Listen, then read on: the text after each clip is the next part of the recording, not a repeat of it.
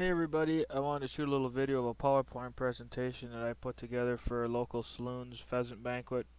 I've been doing pheasant habitat helping for a couple years now, and I just thought that I would put all this information in a video for you on YouTube to enjoy. So we'll start here. Uh, this is some brooder box that me and my friends built. We ordered them through the saloon and some information about how to start raising them. These are pictures of my actual brooder boxes that I use. I use the little boards there, panels to keep the heat in. That works good. And I use a two-door system.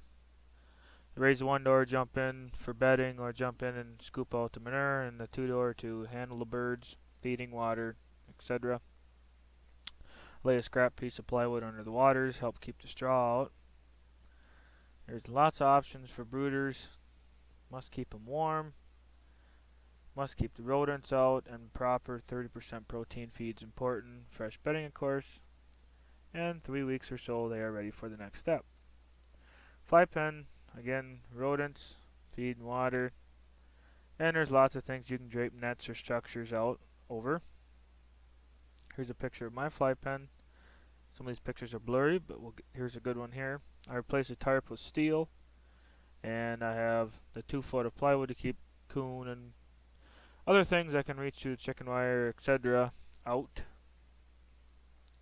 As far as raising, I think this is the most important part of raising. You want to keep it realistic. Cut any weed, brush, shrubs, etc. that you want to. Fill it up. Use multiple large feeders and waters. The less time around them, the better. It is very important to release these birds prior to fighting. Maximum of 6 weeks. I turn them out at 5.5 or so. Habitat. This is the most important part of this presentation, and I hope you stick through it with me. I talk about grass and brush improvement, tree planting, food plotting, and livestock grazing. But first, let's talk fence lines and how we can improve them.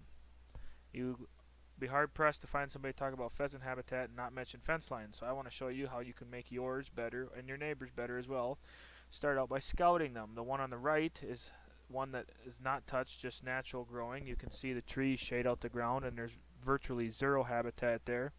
And on the left, I've hinge cut some worthless box elder trees down and created weeds and other things from sunlight growing in the brush itself, thickening it up. But not too thick that critters can hole up in. It's not a brush pile. Hinge cutting and brush piles are different. Hinge cutting, as far as creating instant pheasant habitat, this is the clear ticket. It is cutting a tree down around knee level and only about halfway through till it tips over. Most of the time the tree will leaf out.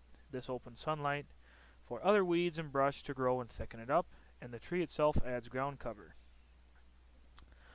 You can cut in brushy areas, old overgrown pastures, field edges, line fences, overgrown CRP, basically anywhere there's shrubs and trees, box elders, willows, sumac, any bad leaning or the undesirable tree.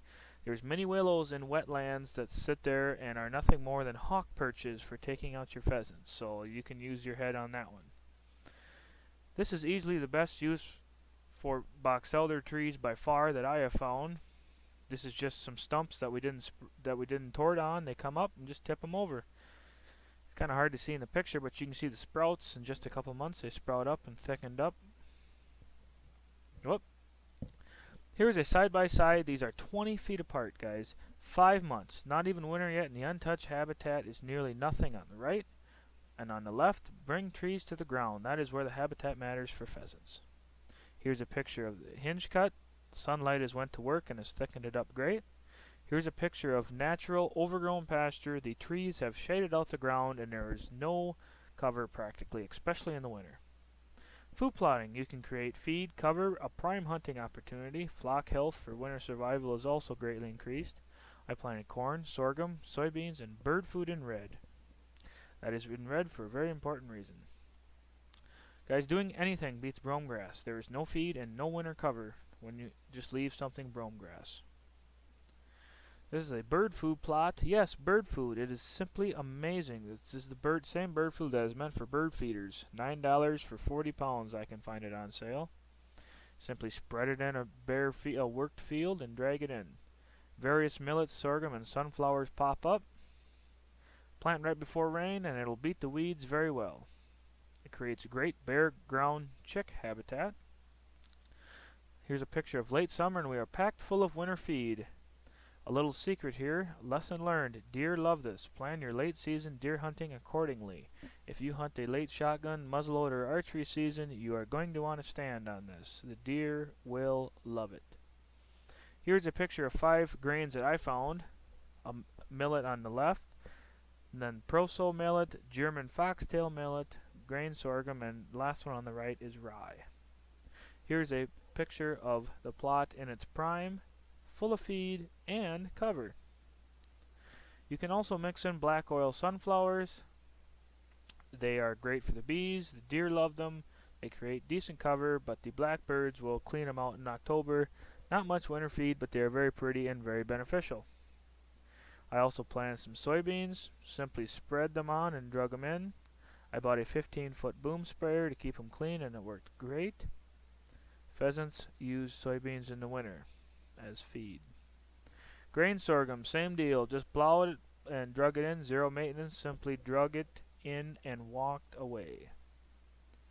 I planted some corn on an old overgrown pasture and used no fertilizer. A pleasant surprise and huge production. You don't need to grow 240 bushel corn for pheasants.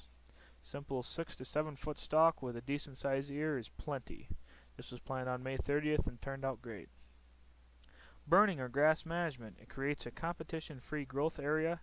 Huge bare ground exposed for chick growth. We did it in March. The ground was a little wet, but the grass was dry. It was easier to handle the fire, but it only burned about 75% of the residue. It was still well worth it and definitely improved the habitat drastically.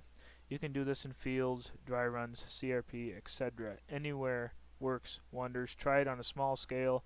You will see that it works great. Here's a picture of us burning towards a pre-burned barrier. You want to play the wind. You can do other research on this, backfire and etc. Also planted some natives. I hit it with a mower to suppress weeds, and we'll probably hit it with a broadleaf spray in the spring. Old ag fields have lots of weed seeds in the bed, so plan accordingly. Rotational grazing. I split off 30% of a pasture and was able to leave the last 15% or half of that 30% untouched until August, all the way through nesting season, and it didn't cost me anything. Tree planting. I planted a lot of Norway spruce. I borrowed this tree planter from the saloon's owner. I marked them in rows and rigged up a water tank with a spigot. 3 or 4 5-gallon buckets with some buddies makes quick work of them. I also ordered online. I ordered bulk and saved a lot of money. Only 26 cents a tree. I ordered 500. Winter feeding is a great opportunity to see how the herd health is doing, or flock health I mean. And it's cool to show landowners that there's birds there if you want to work with your neighbors. Every little thing adds up. Work with your neighbors on various projects. I've gained access to 4 immediate neighbors' property to manage. Last year our combine flushed 12 pheasants, and this year it was 21. I jumped several nice groups all summer. Habitat recap. Cheap and instantly effective techniques: hinge cutting, food plotting, controlled burning, and rotational grazing. Bird food and hinge cutting are absolutely next to nothing cost, and the biggest bang for the buck by far. Invest for the long haul: tree planting, grassland management, planting, CRP acres, etc. Scout feeding, nesting, and cover areas multiple times a year. Fall, winter, spring are the important times to analyze. Hopefully I've provided an answer to nearly every problem area you may have. Last but not least, predator control. Many techniques can be used from hunting to live trapping. Nearly everything wants a piece of the pheasant or its nest. The nest cannot move. Once it is found, it is game over. Here are some trail cam pictures of some birds heading to one of my food plots. This is a Primos Proof Cam 2. I have another video on this.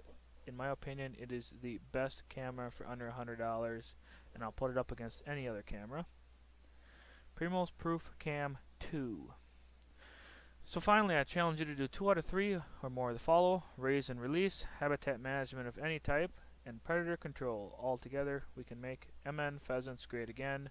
Thank you for watching. I have some other walkthrough videos of some food plots that I do. Please subscribe to the channel, as I will do more habitat videos in the future. Thank you very much.